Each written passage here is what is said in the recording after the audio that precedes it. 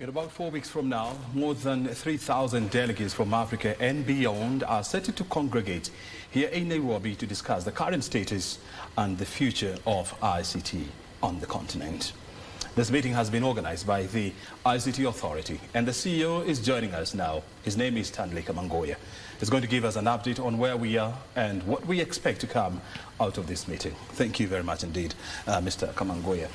Give us an update so far. I mean, we were used to Connected Kenya. Now we are transitioning now to Connected Africa. Give us a status update on where we are. Thank you very much, O'Brien. Indeed, it's been an exciting journey hosting the Connected Summit for the last 12 years. This summit has grown organically from just a few delegates over 10 years ago to a regional conference last year. We then, made a deliberate decision to scale this summit to a continental level. And this is going to be the inaugural Connected Africa Summit, which is happening on the 21st to 25th of April, which is next month, actually. We have made a lot of progress in terms of preparation. The reaction is, the perception and reception is exciting. We have a lot of delegates who are pouring in to register for the summit. And so far, we have confirmation from over 17 ICT ministers across Africa. We are targeting to have heads of states come into the summit. We have global tech leaders coming to the summit. We have delegates from certain groups of EU countries who've really confirmed, and therefore it's a really exciting time for us. What should we expect in the 3 days of the meeting? Yes, so thank you very much. This summit is not your normal event. This is a pivotal moment for us as Africa to shape the path for digital prosperity and to power economic growth using the digital technologies that exist.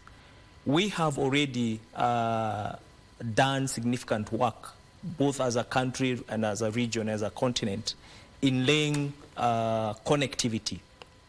We now want to explore the possibilities that are there, leveraging on the connectivity that is already laid out, and look at how then do we take advantage of this connectivity for us to be able to open up opportunities for trade, for us to be able to open up opportunities for better collaboration in Africa, and also for us to be able to learn from each other as African nations. So we are going to have, diverse programs running throughout this conference. We have been very careful in selecting the topics. So we have taken a number of sectors where we see the digital technologies making a huge impact, including health, education, and also the financial sector, where we have seen, technology assisting us to address most of our challenges. We also want to focus on how we can then be able to bridge the digital divide. As much as we have made a bit of progress, there's a huge disparity between connectivity levels in Africa. I'll give you an example. Some of our African countries, like Morocco, Libya, they are approaching 90% internet penetration. 90%. On the other hand, you do have countries like our neighbors here in South Sudan, countries like Burundi, who are barely at 10%. So we are already well served as a continent by undersea optic cables. So we just need to harness this so that then we can be able to establish mechanism to share this infrastructure and establish intra-connectivity within the African states. We believe that this kind of collaboration will help us, first of all, to close the digital divide. And then number two, will also help us to reduce the costs of connectivity. Because as it is now, a lot of African data actually transit to other parts of the world and then come back here, which then increases the cost of internet and the cost of doing business.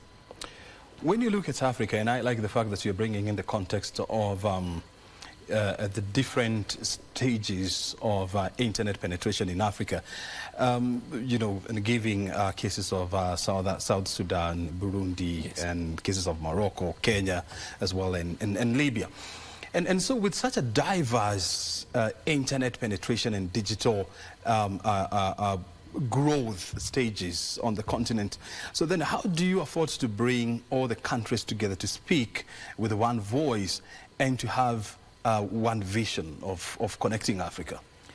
Indeed, O'Brien, we already set up as a continent a number of frameworks and agendas that can help us to reinforce the collaboration within Africa. We do have the Africa Union Agenda 2063 that clearly outlines you know, the digital transformation for Africa. And the dream is to actually have Africa as a digital powerhouse that can be able to drive economic growth. What has been lacking is probably how the African nations can harmonize the resources that they have, how we can enhance intra-state you know, collaborations, and also how we can take advantage of the young population, which is very innovative, by the way, in Africa. If you look at the statistics as of a year ago, we have a population of about 40% in Africa that is below the age of 15. When you come to the sub-Saharan Africa region, about 70% of the people are below the age of 30. So that tells us that we have two sets of people we need to address and create platforms and solutions for them.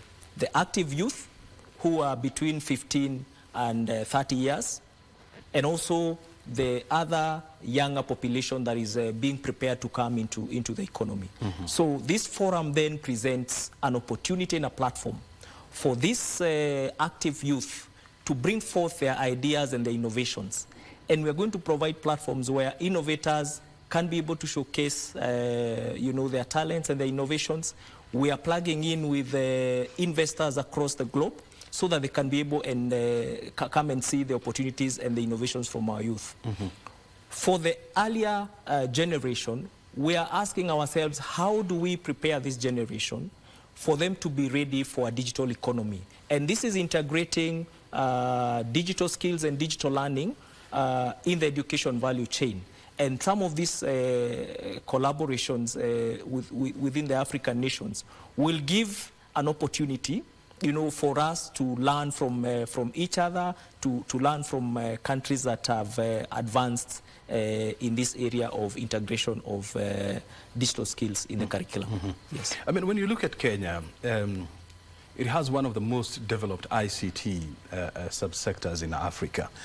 And you've given the cases, you know, of countries that are still lagging behind, where, you know, ICT services are still highly inaccessible. So what lessons are we taking to Africa? Indeed, Kenya is already a regional hub for ICT. We have seen increased investment by global tech companies in the last few years. A number of them have already set up base here. The Microsoft Development Center is here, Amazon Web Services, and a number of other huge global corporations. The second thing is we already have a young population, like I've said, that is very innovative. We have been at the forefront of leading innovations, specifically in the area of mobile money and digital finance. The third thing is, as a government, we have also shown the way in terms of developing and coming up with a smart government by digitizing government services. And we believe that these are valuable lessons which we can be able to showcase and share with the rest of Africa and the rest of the world. And our vision as a country is to be able to then export some of the local solutions to the rest of Africa and the rest of the world. And indeed, this summit provides that platform for our country. Give us a feel of the kind of conversations that will be taking place at the Connected Africa. You know, we want to move this summit from a barely conversational summit to a summit that can be able to lead to actionable items that will help us to build the digital future for Africa block by block. And that is why we have been deliberate in, first of all, picking a number of sectors. And we're going to have specific sector pavilions where we'll be having industry experts showcase how technology has transformed and what technology can do for those sectors. I've talked about agriculture, I've talked about education and health. Those are some of the topical issues that we are going to be addressing and how emerging technologies and AI has impacted these specific areas. We're also going to be addressing the issues of trade, digital trade and e-commerce. You know that we do have the Africa Continental Free Trade Area, which really aims to help us have the free movement of goods and services across Africa. So we are looking at how do we build e-commerce platform and digital trade transforms to help our African nations to do trade which is more efficient and more easy to do across the globe. Yes. And when you look at the African Union, I mean, it has been at the forefront of urging African countries, you know, to integrate their IT systems. Yes. And of course, to adopt more greener ICT infrastructure. So what kind of green ICT message will we be taking to Africa? I think this is a fundamental issue that also will form part of our discussions during the summit. Climate now is a big thing. And first of all, the ICT sector for a long time has contributed to the challenges of climate change that we have. I think it is now time that we took action by making sure that, first of all, our data centers that we are building across Africa are climate friendly in terms of utilizing green energy and in terms of the components that are built to go into these data centers, but also the ICT devices. So we need to be conscious even from the manufacturing of ICT devices to make sure that these components are environmental friendly. The other angle of it is that we have not done a very good job in e-waste management. And this is a discussion that we must have now, because as we increase digitization and access to the internet, we are going to have, you know, more and more devices coming into the hands of the people. So we also need to establish how then do we deal with this issue of e-waste and agree at a continental level what steps we need to take to reduce the level of dumping also that we have seen in the Africa continent from other parts of the world. And more importantly is how do we develop and establish, you know, a circular economy that can be able to help us to utilize this e-waste and transition the e-waste to usable devices in the future to power, you know, the digital transformation journey. Yes. And when you look at investment in ICT in Africa, I mean, it averages between 1% to 1.5%. And, experts are saying that if Africa is to leapfrog its ICT sector, it needs to be investing at least 10% of its budget to this sector. So what message would you be passing across to African countries to increase or to double or triple the investment in ICT? Indeed, let me say that when you look at the last 1 decade or so, and you compare the growth, the economic growth of digital economy vis-a-vis the traditional economy, you will realize that the digital economy is growing at least 2.5% higher, or 2.5 times higher than the traditional economy. But on the other hand, the budgetary allocation and the investment in the ICT are just a small portion of the country's budget, and not only in Kenya but across Africa. So it then means that if we start looking at budgetary provisions for ICT the same way we look at other infrastructure-heavy developments, we can be able to scale this growth to 5 times, maybe 10 times of the traditional growth.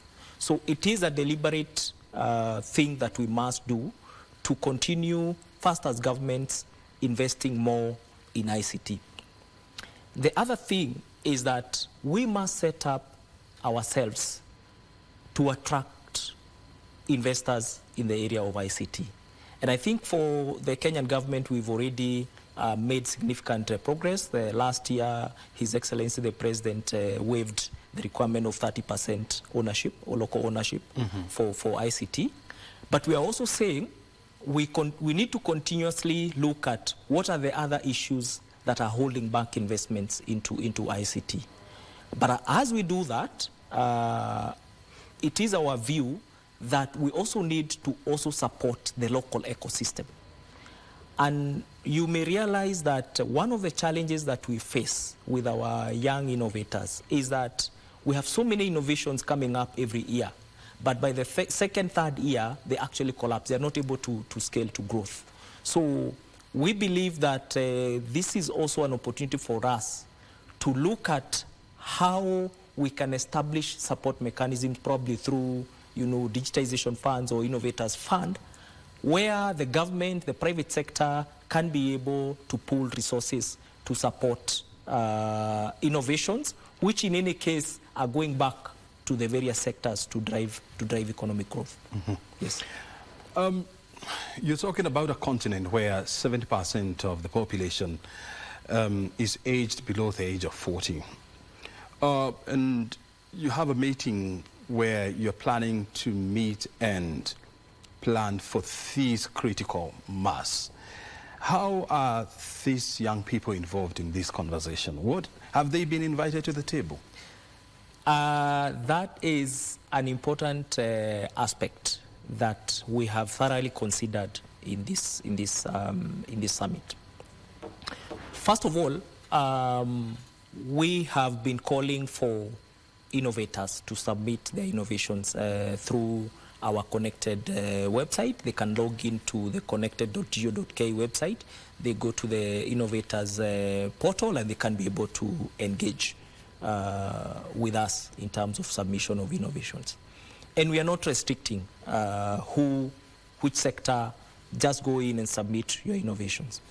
As Africa strives to grow its ICT industry, what kind of conversation will be happening at Connected Africa geared towards empowering African countries to deal with cybercrime? Indeed, as we expand connectivity, as we put more people on digital platforms, as we build more systems, then we increase what we call the attack surface. We have exposed more people to cyber threats. And therefore, we are going to have dedicated sessions on cyber security and how to handle cyber threats. We already have a number of African countries which have established cybersecurity agencies. So we also want to see whether, for example, countries like Kenya can also look at, establishing dedicated cybersecurity agencies to handle the issues of cyber. I think at the ministry level, the Ministry of Information, Communication, Digital Economy, we have already started some fundamental work in terms of laying the structures for that. The other important thing is just messaging around cyber awareness, because one of the biggest challenge we have is user ignorance when they go online. So through this forum, we are also establishing some programs, for example, for ICT ministers and government executives, for them to be able to be taken through cyber training. Indeed, from this forum, we have what we call pre-summit trainings, which will be happening a week before. Again, delegates can go in and register, and one of the key areas being handled under this is the issue of cyber and cyber risks. What else do we need to know about our Connected Africa Summit? So really, this is a platform for all of us. First of all, as a country, it puts us right in the map of a digital powerhouse in the continent. And like I said, it gives us an opportunity to showcase local talent and local solutions, and gives our local companies or regional companies an opportunity to talk to Africa in one place. So if you have clients in Malawi, you have in Chad, you have in Djibouti, you have on the northern part of Africa, we are bringing all these delegates and all these clients in one place. So you can be able to address and you can be able to get the challenges from the different parts of Africa, which can go into enhancing the products that you offer to these people. The second thing is that we hope that from this summit, we're going to have strategic interventions identified at a continental level. And we're going to have certain agreements signed by African governments, representatives, for us to be able to move to the next level of digitizing Africa. It is also a platform for us to inspire each other with the different solutions that are there within the African continent, and for us to be able to learn and share ideas. Yes. And what about for the people who will not be able to come to the venue of this meeting? How can they follow the conversations? So first of all, as KBC has always done, we are hoping that KBC will also be streaming live, but also the summit will be live in all our online channels, Facebook and so on, and we'll be providing those details in the coming days through our portal. So for now, really is to welcome all of us to go in, register on connected.go.ke and secure a place in the Connected Africa Summit. Very good. Anything else? I think we do have an opportunity, really, as a continent, to build and take advantage of the youthful population. For a long time, in every industrial revolution, or in every, Africa has been left behind. The digital age gives us an opportunity to be an equal among equal. It doesn't discriminate. It doesn't care where you are from. It doesn't care how much education you have. Everybody has an opportunity to participate in the digital economy. And I think for us as Kenyans is to grab this opportunity and run with it. Thank you very much. Very good. Stanley Onguya, thank you very much indeed for your time. We look forward to Connected Africa. This is said to be one of the biggest congregation of this kind of minds, and it is happening here in Kenya. It is an opportunity for Africa to mate discuss and chart its path towards a connected Africa. You have been watching this program live from Kenya Broadcasting Corporation. My name is O'Brien Kimani. You're watching the Prime Edition with me and Cynthia Nyamai. Back to you, Cynthia.